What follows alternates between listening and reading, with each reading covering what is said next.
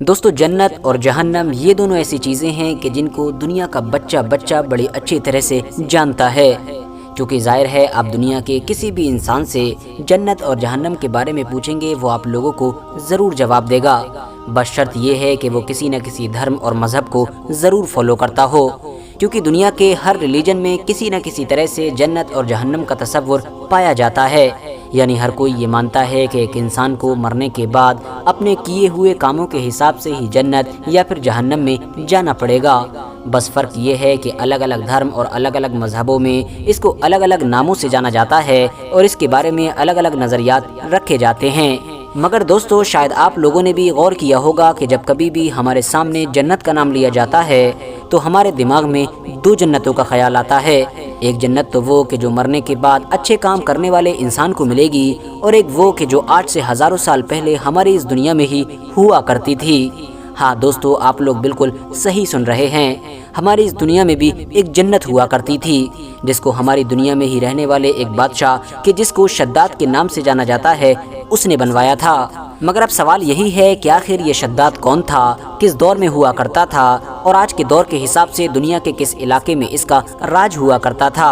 اور آخر کس طرح سے یہ جنت جیسی ایک قیمتی چیز ہماری اس دنیا میں ہی بنوانے میں کامیاب ہو گیا تھا۔ یہی ساری چیزیں آج کی اس ویڈیو میں ہم آپ لوگوں کو بتانے والے ہیں، ساتھ ہی ساتھ ہم آپ لوگوں کو یہ بھی بتائیں گے کہ آخر بعد میں شداد نام کے اس بادشاہ کا اور اس کی بنوائی ہوئی جنت کا کیا حل ہوا تھا۔ اتنا ہی نہیں دوستو، آج کی اس ویڈیو میں آپ لوگ یہ بھی جان سکیں گے کہ آخر شداد کی بنوائی ہوئی وہ جنت آج کے دور میں کہاں پر موجود ہے اور کس حال میں موجود ہے، کیونکہ آپ کو جان کر شاید حیرانی ہوگی کہ ابھی کچھ سال پہلے ہی ہماری دنیا کے ایکسپرٹس شداد کی بنوائی ہوئی اس جنت کو ڈھونڈ چکے ہیں۔ تو چلیے آج کی ہمارے اس ویڈیو میں بنے رہیے، کیونکہ آج کی یہ ویڈیو حد سے زیادہ انفارمیٹیو ہونے والی ہے اور آپ کو اس ٹاپک سے ریگارڈنگ وہ سب کچھ جاننے کو ملے گا جو شاید آپ نے پہلے کبھی بھی نہیں سنا ہوگا۔ دوستو ہماری اس دنیا میں احقاف نام کا ایک علاقہ ہوا کرتا تھا اور وہاں پر قوم عاد آباد ہوا کرتی تھی۔ دراصل عربی زبان میں ریت کے اونچے اور لمبے ٹیلے کو حقف کہا جاتا ہے اور اسی حقف کا ہی پلورل بنتا ہے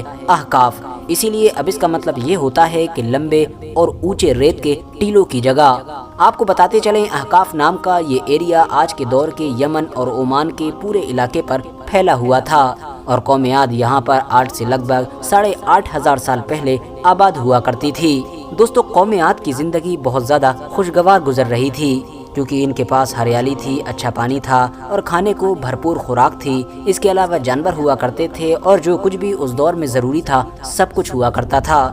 مگر آسانی کے ساتھ ملنے والی ان بے شمار نعمتوں نے ان کو دھیرے دھیرے نافرمان بنا دیا اور یہ لوگ اب اپنے صحیح راستے سے ہٹ کر غلط راستے کی طرف جانے لگے، جس کی وجہ سے اب دستور کے مطابق ان لوگوں کو سیدھا راستہ دکھانے کے لیے ایک پیغمبر بھیجے گئے جن کا نام حضرت ہود ہوا کرتا تھا۔ ہود علیہ السلام نے ان لوگوں کو بار بار بہت زیادہ سمجھانے کی کوشش کی، مگر ان لوگوں نے حضرت ہود علیہ السلام کی ایک بات نہ سنی، بلکہ وہ تو ان کی الٹی مذاق بنایا کرتے تھے۔ دوستو اسی دور میں ہی اس پوری قوم کا ایک بادشاہ ہوا کرتا تھا کہ جس کا نام شداد ہوا کرتا تھا۔ دراصل شداد کا ایک بڑا بھائی اور بھی ہوا کرتا تھا جس کا نام شدید بتایا گیا ہے۔ پہلے وہی اس سلطنت کا حکمران ہوا کرتا تھا، مگر اس کی موت کے بعد اس سلطنت کو شداد نے سنبھال لیا تھا۔ شداد کی حکومت یمن اور عمان کے علاقے سے لے کر عراق تک کے ایک بڑے علاقے پر پھیلی ہوئی تھی، جبکہ کچھ ہسٹوریکل ایویڈنسز اس بات کی طرف بھی اشارہ کرتے ہیں کہ اس کی سلطنت عراق سے بھی آگے تک یعنی ایران تک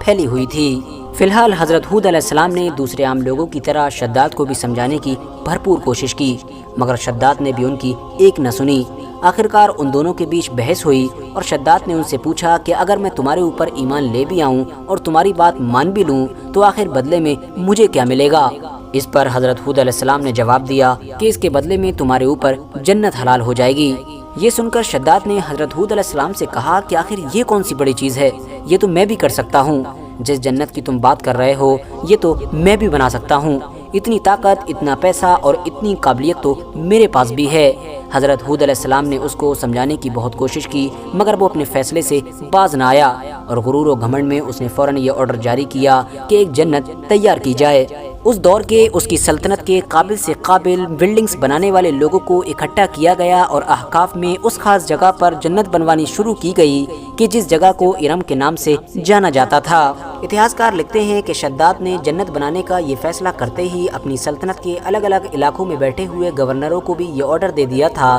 कि वो अपने इलाके का सारा सोना चांदी फौरन सवारियों पर भरवा कर मेरे उस इलाके में भेजना शुरू करें कि जहाँ पर जन्नत बन रही है। सबसे पहले बुनियादें खोदना शुरू की गईं और ये बुनियादें इतनी गहरी खोदी गई थीं कि पानी के लेवल तक पहुंच गई थीं। इसके बाद इन बुनियादों को संगे सुलेमानी के ज़रिए से भर दिया गया था। जब ये बुनियादें अच्छी तरह से ज़मीन के लेवल तक तैयार हो गईं तो उसके बाद इनके ऊपर सोने और चांदी की ईंटों के ज़रिए से दीवारें खड़ी की गईं और इन दीवारों की लंबाई लगभग 100 गज रखी गई थी। सुबह में जब सूरज निकला करता था और अपनी रोशनी इन दीवारों पर डाला करता था तो किसी भी इंसान के लिए अपनी नजरें इन दीवारों पर जमाए रखना मुश्किल होता था और इसी तरह से ही इस जन्नत की चारों दीवारें कंप्लीट की गई थीं। इसके बाद इन 4 दीवारों के अंदर लगभग 1000 के करीब महल बनवाए गए और हर महल 1000 पिलर के जरिए से बनाया गया था और इनमें से हर पिलर के ऊपर बेइंतहा हीरे और जवाहरात जड़े गए थे। इस जन्नत के बीच में एक बड़ी सी नहर भी बनवाई गई थी और उसके बाद उसी बड़ी नहर से बहुत सारी छोटी छोटी नहरें भी काटी गई थीं। ये सारी वो छोटी छोटी नहरें थीं कि जो हर महल से होकर गुजरा करती थीं। हौज और फव्वारे जैसी चीज़ों की भी कोई कमी बाकी नहीं रखी गई। नहरों के किनारे पर बहुत सारे बनावटी यानी आर्टिफिशियल पेड़ भी लगाए गए थे। इन आर्टिफिशियल पेड़ों की जड़ें सोने की हुआ करती थीं, जबकि मोती और याकूत जैसे हीरो को लाकर इन पेड़ों के ऊपर भी लटकाया गया था। शद्दाद के इस ख्वाबों की जन्नत में यानी शद्दाद के शहर में मकानों और दुकानों की दीवारों को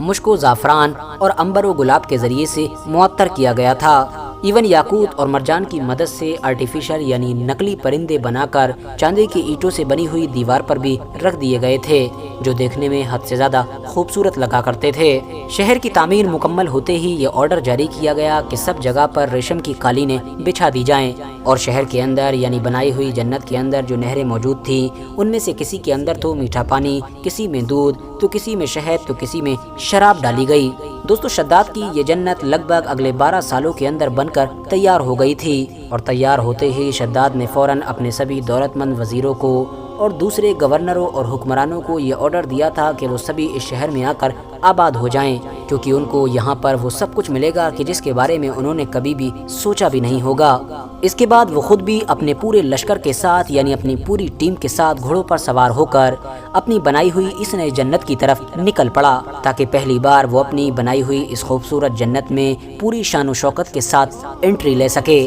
जब वो इस जन्नत की तरफ सफ़र तय कर रहा था तो उसके साथ बहुत सारे आलिम और हिदायत करने वाले लोग भी थे और वो रास्ता पर बार बार उन लोगों का मजाक भी बना रहा था और उनसे कह रहा था कि क्या तुम लोग अभी तक मुझे ऐसी जन्नत के लिए परेशान किया करते थे और ऐसी जन्नत के लालच में ही दूसरे खुदा के सामने झुकने के लिए कहा करते थे कि जिस जन्नत को तो मैं खुद दुनिया में ही बना चुका हूँ और अब तुम लोगों को भी मेरी शान व शौकत और ताकत का अंदाज़ा हो चुका होगा।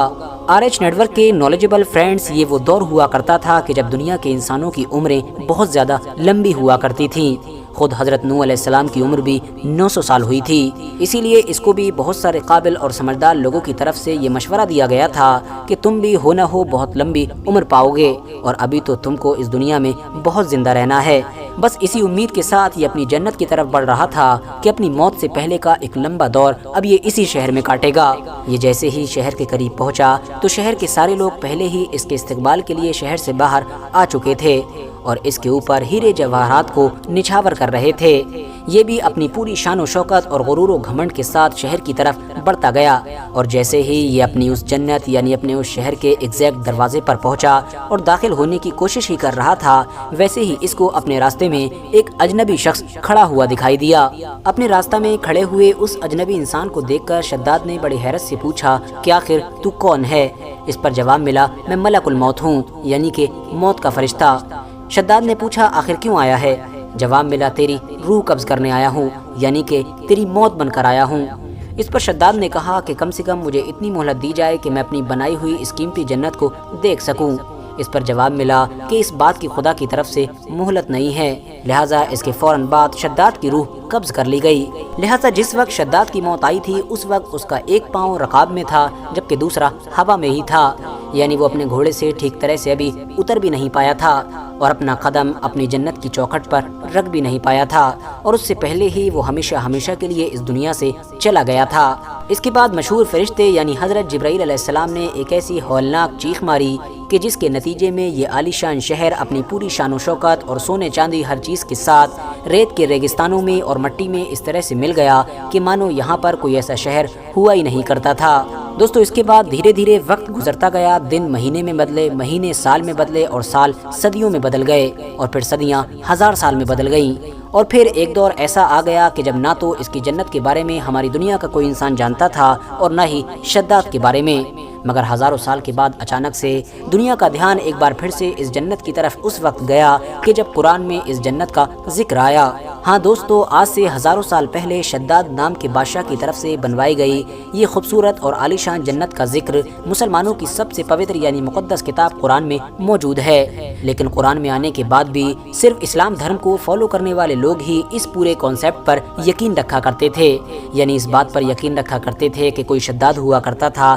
کہ جس نے ایسی جنت بنانے کی کوشش کی تھی، مگر مسلمانوں کے علاوہ دنیا کے دوسرے عام لوگ ان سب چیزوں پر بالکل بھی یقین نہیں رکھا کرتے تھے، کیونکہ ظاہر ہے ان سب چیزوں پر یقین رکھنے کے لیے بہت سارے ہسٹوریکل ایویڈنسز ہونا بھی ضروری تھے۔ مگر دوستو پوری دنیا اس وقت حیران رہ گئی کہ جب 1991 اور 92 کے قریب میں ایک آرکیولوجیکل ٹیم اومان اور یمن کے اس پورے علاقے میں اس شہر کو ڈھونڈنے میں کامیاب ہو گئی کہ جہاں پر کسی دور میں یہ شہر یعنی یہ جنت بنائی گئی تھی۔ آپ کو بتاتا چلوں کہ آپ لوگ بھی اس شہر کے بارے میں Google per Iram of the pillars یا سٹی آف دا پلرز لکھ کر پوری طرح سے سب کچھ پڑھ سکتے ہیں، کیونکہ دوستو جیسا کہ میں آپ لوگوں کو پہلے بھی بتا چکا ہوں کہ شداد کی بنائی ہوئی اس جنت میں زیادہ سے زیادہ پلرز کا استعمال کیا گیا تھا، کیونکہ قوم عاد کے جو لوگ ہوا کرتے تھے وہ حد سے زیادہ طاقتور اور لمبے چوڑے ہوا کرتے تھے اور وہ پلر بنانے میں ماہر سمجھے جاتے تھے۔ اس کے علاوہ قرآن میں بھی اس شہر کا ذکر ارم ذات العماد کہتے ہوئے ہی کیا گیا ہے۔ فی الحال دوستو آج کی اپنی ویڈیو کو ہم یہیں پر ختم کرتے ہیں۔ ویڈیو پسند آنے پر نہ صرف ویڈیو کو لائک کریں بلکہ اپنے فرینڈز کے ساتھ بھی ضرور شیئر کریں، اور اسی طرح کی نالجیبل اور ہسٹوریکل ویڈیوز ہمیشہ دیکھنے کے لیے ہمارے اس چینل کو سبسکرائب کر کے ساتھ ہی میں بیل آئیکن کو بھی پریس کر دیں۔